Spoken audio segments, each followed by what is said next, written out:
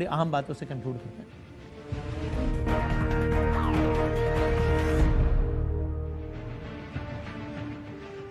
जाते जाते सुनते जाइए कि आज का दिन पाकिस्तान की तारीख का बहुत अहम दिन क्यों है। इसलिए कि आज से तकरीबन 46 साल पहले आज ही के दिन लाहौर में कत्ल हुआ था नवाब मोहम्मद अहमद खान कसूरी का, और इस कत्ल के ही 5 साल बाद इसी कत्ल के इल्जाम में पाकिस्तान की सबसे हाई प्रोफाइल फांसी यानी कि भुट्टो साहब की फांसी हुई थी। ये वाकया हुआ क्या था? आज के दिन 1974 की रात लाहौर की शादमान कॉलोनी से एक गाड़ी मॉडल टाउन की जानिब जा रही थी। इस गाड़ी को ड्राइव कर रहे थे पीपल्स पार्टी के उस वक्त के रुकन कौमी असेंबली अहमद रजा कसूरी साहब, जी हाँ वही कसूरी साहब जिनको टॉक शोज में भी देखते हैं, और उनके वालिद नवाब मोहम्मद अहमद खान कसूरी साथ बैठे थे। जब ये गाड़ी शादमान कॉलोनी के पास पहुंची, गाड़ी पर फायरिंग शुरू हो गई। अहमद कसूरी साहब जो कि गाड़ी चला रहे थे वो अपना सर नीचे करके गाड़ी तेजी से चलाते रहे, लेकिन बदकिस्मती से फ्रंट सीट पर बैठे उनके वालिद मोहम्मद अहमद खान कसूरी के सर पर गोलियां लग चुकी थी। उनके बेटे अहमद रजा कसूरी अस्पताल लेकर गए अपने वालिद को, लेकिन वहां उनके वालिद वहां उनके वालिद का इंतकाल हो गया, उनकी जान न बच सकी। पुलिस ने अहमद रजा कसूरी साहब से पूछा आपको किस पर शक है? कसूरी साहब ने कहा जुल्फ़िकार अली भुट्टो, उस वक्त के वज़ीर आज़म बन चुके, उनको इख्तिलाफात चल रहे थे। उन्होंने कहा भुट्टो साहब पर शक है और मैं भुट्टो साहब के खिलाफ ही FIR दर्ज करवाना चाहता हूं। किस्सा मुख्तसर है कि भुट्टो साहब के खिलाफ FIR दर्ज कर दी गई। फिर क्या हुआ, तहकीकात किस तरह हुई? पंजाब हुकूमत ने इसकी तहकीकात के लिए लाहौर हाई कोर्ट के एक जज पर मुश्तमिल एक अदालती कमीशन बनाया।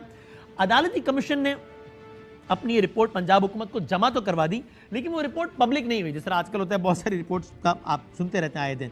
उसके बाद ये केस ये कहकर बंद कर दिया गया कि मुल्जिमान का सुराग नहीं लगाया जा पा रहा। फिर क्या हुआ, मामला आगे बढ़ता रहा, बात आई गई होगी, यहां तक कि मार्शल लॉ लग गया, भुट्टो साहब की हुकूमत चली गई, ज़ियाउल हक साहब आ गए। भुट्टो साहब की हुकूमत के जाने के ठीक 20 दिन बाद फेडरल सिक्योरिटी फोर्स, भुट्टो साहब ने भी एक फोर्स बनाई थी, उसके एक सब इंस्पेक्टर और असिस्टेंट सब इंस्पेक्टर को गिरफ्तार किया गया, और गिरफ्तारी के अगले ही दिन उन दोनों ने अपने जुर्म का एतराफ कर लिया कि हाँ हमने ही यह कत्ल किया था।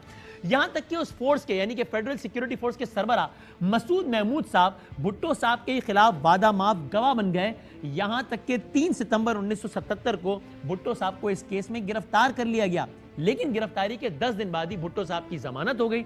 लेकिन जमानत के फौरी बाद, जमानत के बाद उस जज जिसका नाम जस्टिस समदानी था, उनको अपने ओहदे से हटा दिया गया, और रिहाई के 3 दिन बाद ही भुट्टो साहब को दोबारा गिरफ्तार कर लिया गया। उसके बाद क्या हुआ, लाहौर हाई कोर्ट में ट्रायल के लिए इस केस को मुंतकिल कर दिया गया, और इसका बाकायदा ये पाकिस्तान की तारीख का एक केस है कि जिसके बाद केस का बाकायदा ट्रायल शुरू हुआ, और ये पाकिस्तान की अदालती तारीख का गालिबन वाहिद केस है जिसमें हाई कोर्ट एक ट्रायल कोर्ट बन गई। ट्रायल चलता रहा, 1978 में ट्रायल मुकम्मल हुआ और केस का फैसला सुनाया गया 18 मार्च को। फैसला क्या था, लाहौर हाई कोर्ट के 5 जजेस ने यह कहा कि भुट्टो साहब ने ही मसूद महमूद के साथ मिलकर अहमद रजा कसूरी को कत्ल करने की साजिश तैयार की थी। भुट्टो साहब को सजाए मौत सुनाई गई। उस सजाए मौत को सुप्रीम कोर्ट में चैलेंज किया गया। वहां 9 जज थे, एक जज रिटायर हो गए, एक बीमारी की वजह से रुखसत पर चले गए। यहां तक कि जो बाकी 7 जजेस थे उन्हें